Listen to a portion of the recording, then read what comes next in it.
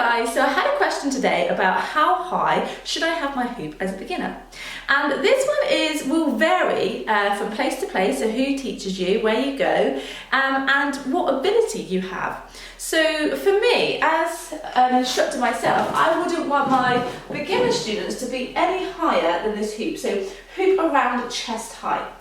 I wouldn't have them high above my head, because for reasons that I want to be able to help them, I need to know that I can, spot them, making sure that they're safe in the hoop. If the hoop is too high, I literally can't reach them, or I'm up here. This is not really a safe position to try and spot somebody. So I always make sure that the hoop is at chest height. Now, for a lot of people, for beginners in particular, they may not have any strength whatsoever, and that's why they come into classes. So if you're one of those, you may find the hoop at this height too high, and you'll need to bring it down.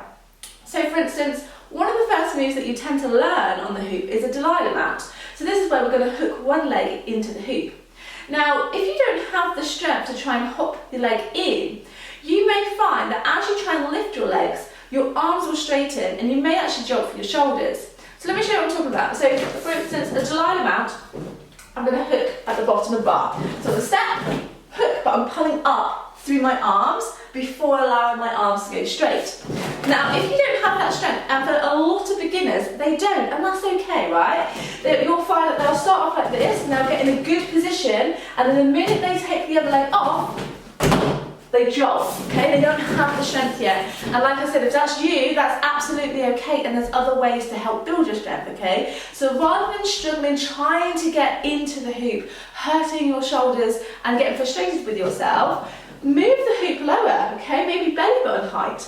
This way, you'll be able to hop the leg in without jumping in or jolting through the shoulders, and then you can take your other leg off the ground.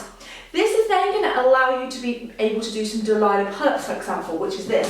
So it's when you're in your Delilah, so imagine my hoop's lower, then you can straighten your arms, and then you're going to work on pulling up. So that eventually, as you build your strength over time and the hoop gets a little bit higher, you'll be able to do that pull-up to hop the leg in and keep yourself safe. Does that make sense? Yes, and again, it may be that you are, again, if you're quite new, you might need the hoop low because it's so tiring to start with, and to keep yourself safe, instead of trying to mount all the time, you might just want to hop in, particularly if you're doing moves within the hoop. You can just literally pull and sit your butt in, or maybe you can do like a hop through seat to seat, so when you hook your leg, reach at the top and then bring your other leg through, but with the hoop super low, if that makes any sense.